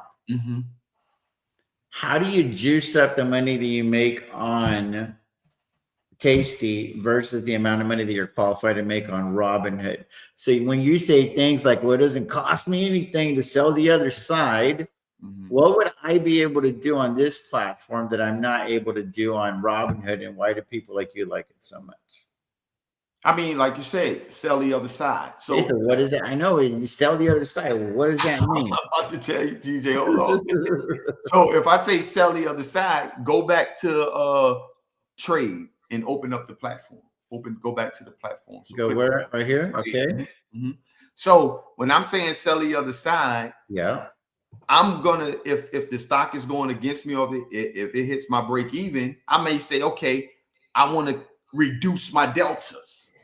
So go to change. Oh, no, you leave it right there. So let's say, for instance, let's say now my deltas are 61, right? Because that's what I'm looking at. I don't care about the stock going against me. I only get concerned with my deltas, which is, we can see the deltas, they start to increase. Yeah. I want to kind of neutralize them. So let's say, for instance, that 35 delta was 70 delta, right? I would want to at least come, and I know I can't cut it exactly in half, but I will at least want to come to the call side and say, well, let me cut it by 30 deltas. Yeah. So I will come down to the 30 delta other way. Boom. My 30 delta is the 13 call. Right. And then I will sell the bid, which is the 51 cents. So if you click that right there. So essentially what you're saying is, without taking ownership of these shares yet, you could bring in another $51 by selling the other side. Exactly. But now let's talk about the gimmies and the gotchas. Well, it's the gimmies and the gotchas is the simple thing is that you, at this point, you're trying to reduce the deltas, right? Because your other side is getting threatening. So now those 35 deltas that you started out with are now double. So by me selling the 30, I can neutralize it to where if it continues to drop, I'm still making some money to the downside. So I'm picking up more credit, right? And I'm going to manage it from that point. Now, the gimmies and the gotchas is, okay, you may get whipsawed, right? Let's say, for instance, the stock come back up, right? That can happen. It could keep going down. We don't know what's going to happen. Right. But I'm ready to defend it regardless of what it does. But what I want to happen is the stock just slowly come back up and it just hang around. But if you want to increase your rate of return without waiting for the stock to go against you on this put, could you sell an out of the money call right now, say a week out at like 14 or 13, just to juice up the premium, or is it not worth it because you got to pay like another dollar or whatever? Like, how does that work? No, I mean, you can sell whatever whenever you want to sell. You can sell it however you want to sell it. It's up to you. You know, it's But up I'm to saying, but you've never found yourself doing that to try to juice up your returns if you feel like the stock's going to be range bound for a bit? No, that's why I remember I'm always getting paid, right? Mm-hmm. So when I initially put my trade on, I'm getting paid. The thing is, if it goes against me, I'm just trying to cut deltas. I'm not really worried about the premiums. I'm trying to cut deltas. Right. I'm trying to neutralize, because when I neutralize my position, I'm losing less money as it go down. That's my thing. I'm trying to lose less money, right? So if I need to sell a dirty delta, pretty much a 30 delta is going to give you some good premium.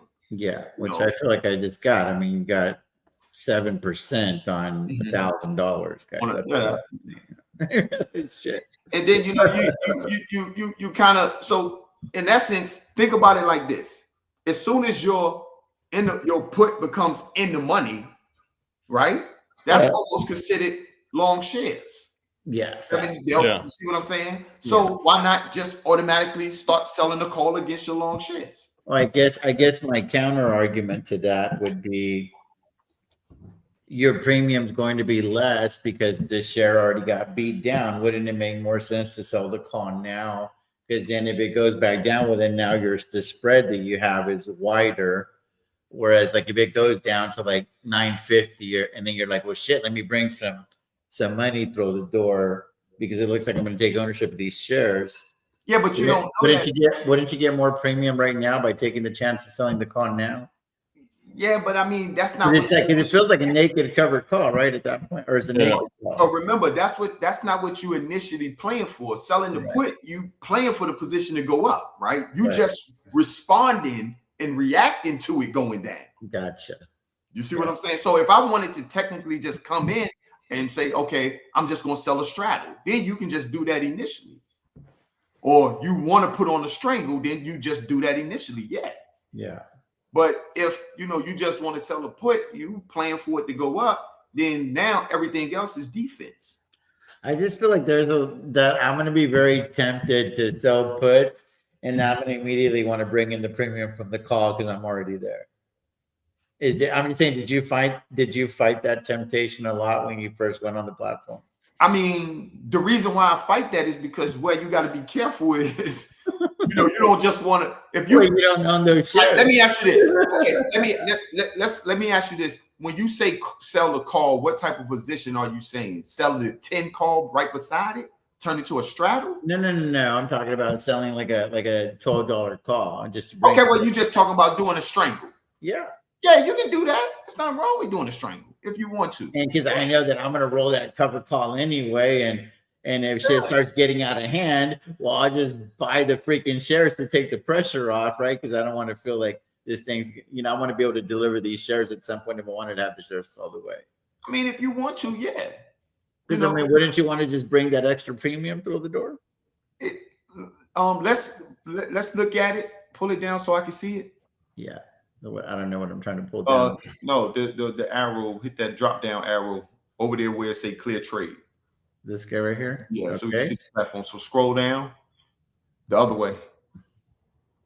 All right, so right there, so we can see the position. Go up some more. No, the other way, TJ, so we can see the position right there. There. So now if you want to sell that strangle, then nothing is wrong with that. You take it. I'm talking about at 13, but let's just say be more conservative. I don't know how to take shit off on it, but or not. Is it right click? Just not on right click. There you go. Remove leg. There you go. So like I'd be very comfortable there selling a 14, but not 35 days out.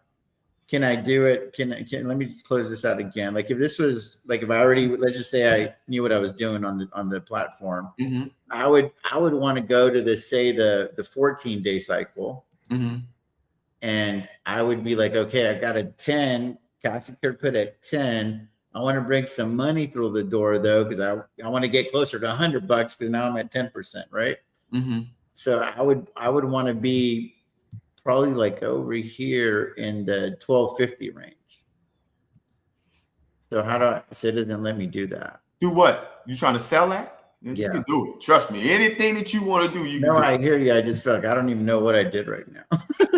Hit the drop down where the clear trade is. Okay. So you sold it 12.5. Or I'm trying to sell it 12.5, yeah.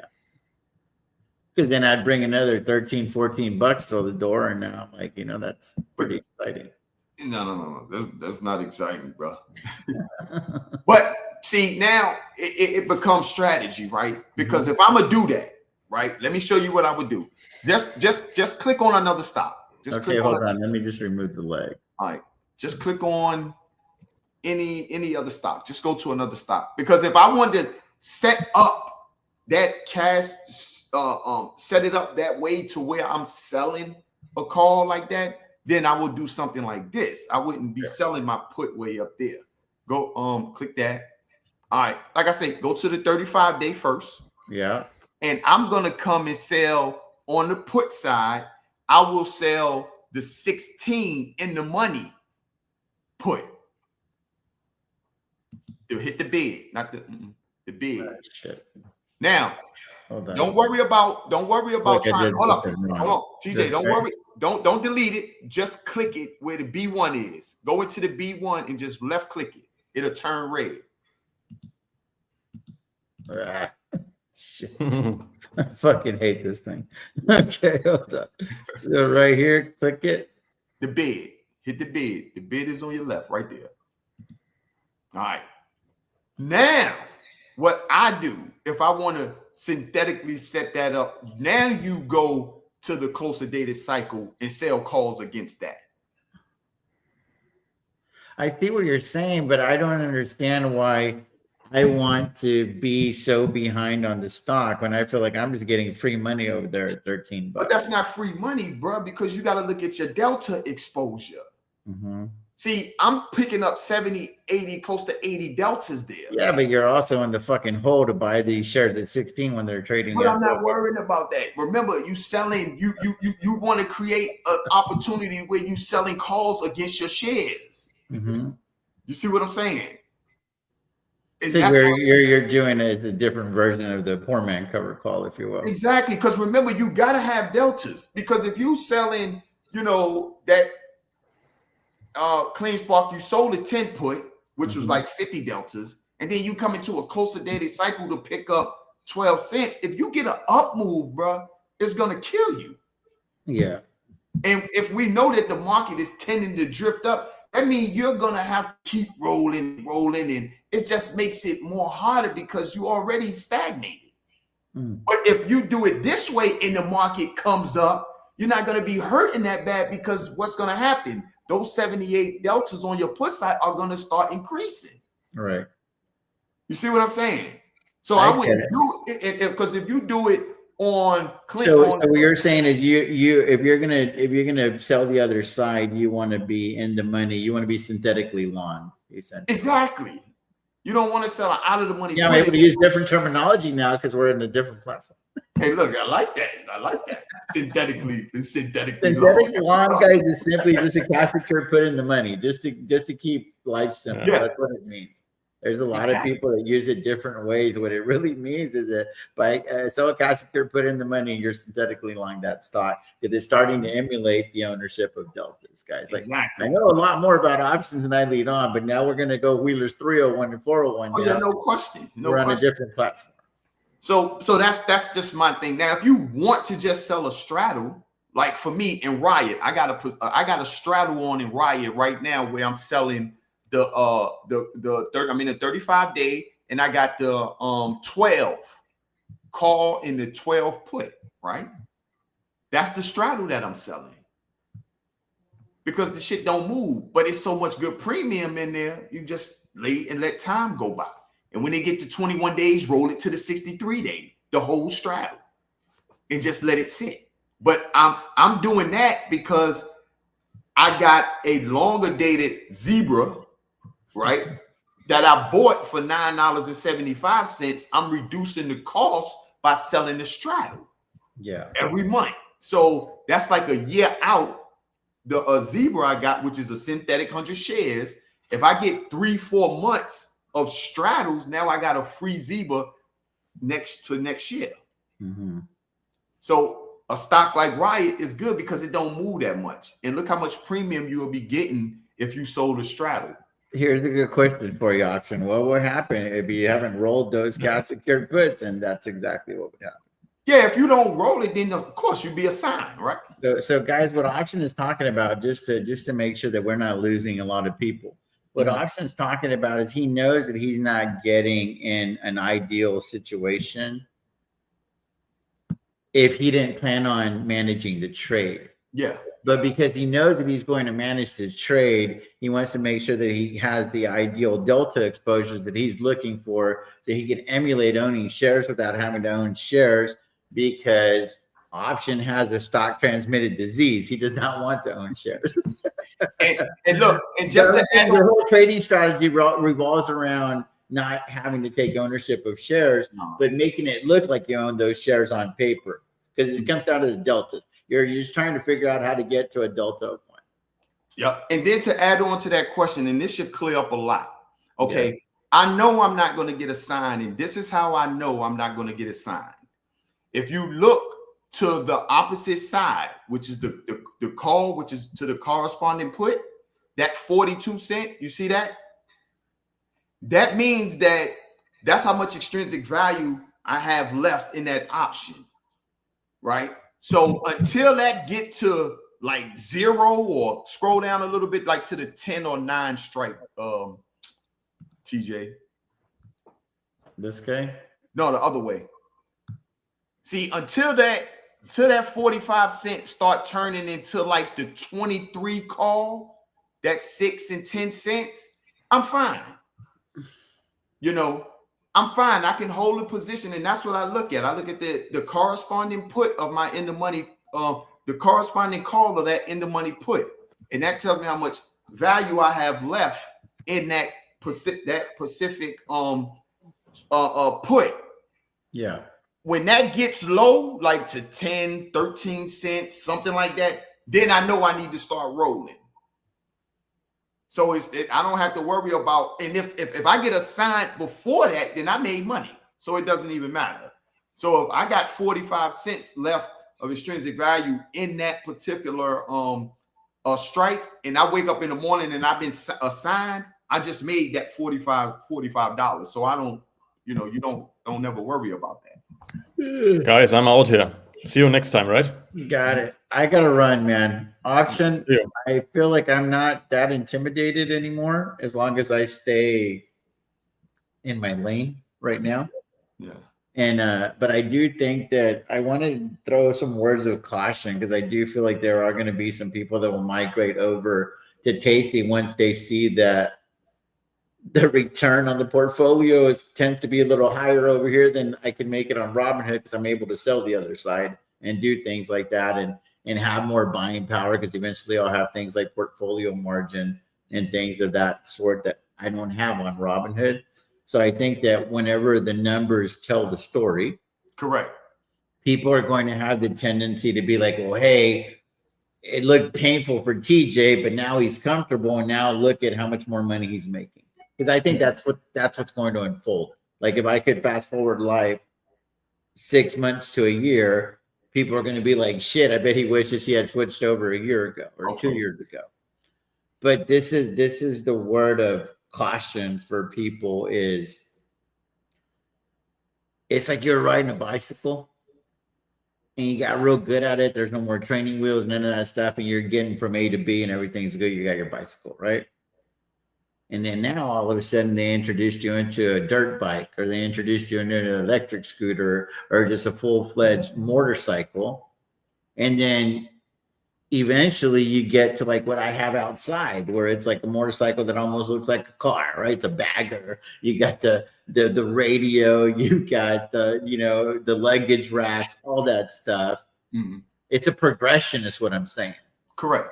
And this Robinhood, I feel like is like a bicycle that maybe could be like even like an electric scooter of sorts, maybe a dirt bike. Like it's got some get up and go, but it also has some limitations. Whereas this thing's like graduating to like a bagger where you're like, you can go make the road trip to Sturgis if you want to. But you probably need to get yourself a lot of experience before you can make that trek. You know what I mean? So I would say if you're going to migrate over here, just be careful playing with so many different strategies, because I think that could be another way to pay tuition. You know what I mean? Like, because there's so many things here, and Robinhood has a lot of these things too. But option, if we go here to trade, I was looking at these yesterday, and if you click on like, I remember, was it like strategies? They have right like, here. Click that drop down to your right hand side. Oh, you're in the right spot. Come back over to where you was. All the way over. Right there. Click that. I mean, bro, I'm just saying, like this kind of stuff right here, I would recommend watching a lot of like the Tastytrades videos, or go on YouTube and find all of this stuff and really get comfortable, because it's like I preach like finding your 5 sell put sell calls, lower the adjusted cost basis to 0. That's the game. Roll when it makes dollars and cents. And then I have my bread and butter, right? It's sell put sell calls by the time lead leaves. That's my bread and butter. And that's going to continue to be my bread and butter. But that being said, if you're willing to expand your horizons, there's a lot of money to be made with limited capital usage if you learn how to do some of these other things right here. Yes. But don't forget to butter your bread is what I'm saying. Because I'm not going to spend like too much time over here when I know that I can go keep selling my 200 cash secured puts on SOXL and ringing the cash register for $15,000 to $30,000 a month. You know what I mean? So you have to find that balance, because I feel like now it's like, okay, cool. I just got done with elementary school or junior high school with Robinhood, and now it's time to like start, high school and preparing for college, and it's like a progression, like education. Exactly. And that's going to do that. And I mean, but TJ, what's going to happen is, I know you say, well, nobody will go and do those strategies, but I think you should, but I'm just saying, just learn ideal market conditions for them and stuff. Exactly. But see, different strategies is diversity. Yeah. And diversified, right? Because if you got multiple strategies working, you diversified your portfolio. Yeah. Right? Agreed. And this is going to make you, like, it doesn't matter when you download the app and you pull it up, you are going to be forced to follow the rules, right? Yeah. Because you're going to be looking at your deltas. You're going to see your theta. You're going to see your extrinsic value on your whole portfolio. Yeah. So if you're looking and you seeing, you got 10,000 deltas, you like, oh shit, I'm too long. Yeah. I gotta sell something, because you want it to balance out. Normally it's 2 to 1. When you see that your theta numbers are low, right? Because we want to get paid from theta, right? Yeah. When you see that your theta numbers are low, you're going to create positions to feed that theta. Yeah. So those are just the things that it's what makes it great, because it forces you to expand your thought process. And then, like you say, you get into the point where you're not really trying to be coming back and forth to the platform and this, that, and the third. So, well, if you just work your data numbers and your delta numbers, you good. You can look and say, oh shit, my delta numbers is a little bit high. Well, let me reduce them. Let me go sell a strangle here, or let me put on a ratio spread. Little things, because now it's just balancing out. That's what it comes down to. It's not direction. It's not movement of the stock going up and down when you're dealing with options. It's playing the game from a different perspective. In me, if you're playing volatility, you can't go wrong. Yeah. So one last thing I wanted to show you guys that is really, really cool is there's a journal here. So you can type in, like I could do clean spark, and then you can do like a note or whatever. I saw this video on this, and you can do like a new entry, and you can do clean spark, cash secure put, $10 strike, right? And then you can just put here like the goals, and I'll put like close at 75% profit, or roll to 9 and take assignment. Assign, I can't spell, down there. So I've already put that out there, so it's going to be there for me. You know what I mean? It's going to be there for me. And then I guess you hit submit. I'm not sure I don't know if you have to submit or not. So I have that little, like, what was I trying to do? You know what I mean? That makes sense. When I sold it, like, what was the goal? If I get to 75%, I'm good. But then this Rob was telling me that you could actually get this thing set up to where it'll actually like try to close it out for me if I get to 75%. Like, I don't have to babysit it. Yeah, and you can do that. Go back to trade, right? Yeah. Go back to your position. So you and Riot, go back to clean spark. Okay, so let me go. Hold on, I'm trying to find it. Shit. All right. So if I go click on. I'm not sure where I'm at. Yeah. Dashboard. Let me just type in clean spark. Okay. Open that up. The 35-day. You see that little white dot? Here's the little position right here. All right. Now, click the axe, the 77 cent. Click that. All right. Now, right here, all you got to do is say, okay, you took in 77 cent. How much do you want to take off? Let's say you want to take 34 cents. So put 34 cent in there. So when it comes down to 34 cent, right? So just click down where the 77 cent at. I tell you what, put 10 cent. Go down to 10 cent. Or you can just click on the number and type the number in too. So I'd say like around 15 cents. I want 15 cents. Okay. Now push review and send. And it's out there. Ho. Go back. Edit. Okay. But remember, you got to change your time in force to good to cancel. Now it's out there. Push review and send, and boom. Just submit. Boom. It's out there. And it will work until it gets there. So this is design, guys. This is something that was really, really, and again, you could probably do this in Robinhood. I never found it. But like once you get it going, and you're like, hey, this is what I want to do. It's managing it for you. Like, so using a little artificial intelligence, if you were to help you out so that you don't have to keep babysitting the portfolio over and over and over again. Go back to positions one time. Make sure I didn't screw something up. No, you didn't. Where's positions at? I was just there. Activity, trade, maybe. Did you scroll down? Try to scroll up on that side. No, on the other side because it was positions over here. Dashboard. Trading. Damn, I'm talking about. Okay, there go positions. Oh, there you go, right there. Now, you see that little flag back there behind? That lets you know that it's working. Now, if you don't like seeing that, click where that working bar, where it say working up top. Or first expand it. Expand that first so you can see. No. There you go. You can see it's working. So say you don't want to keep seeing that. Click where that up there in the blue light. No, but I don't mind it because it's a good. But just an overall general. Just click that right there. Just overall. So the where it say working up top. No. Up top, the blue one. Yep. Now you can hide that way. So if you got all your positions out, you see what I'm saying? You can take that off and know that it's working. Now, another cool thing is this.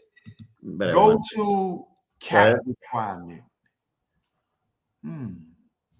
Go to trade. Where is that shit? Go to trade. I saw that earlier. Cap requirement was here somewhere. Yeah, it was over there. Oh, click the 2 where it was on the right hand side. It was up there somewhere. I don't know what happened to it.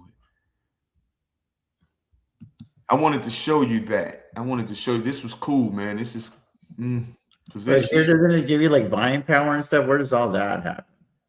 Yeah. Balance. Buying power. Go here. It says maintenance, excess. Yeah, there you go. SME, all this other shit. Yeah. I'm trying to. What happened to the cap requirement?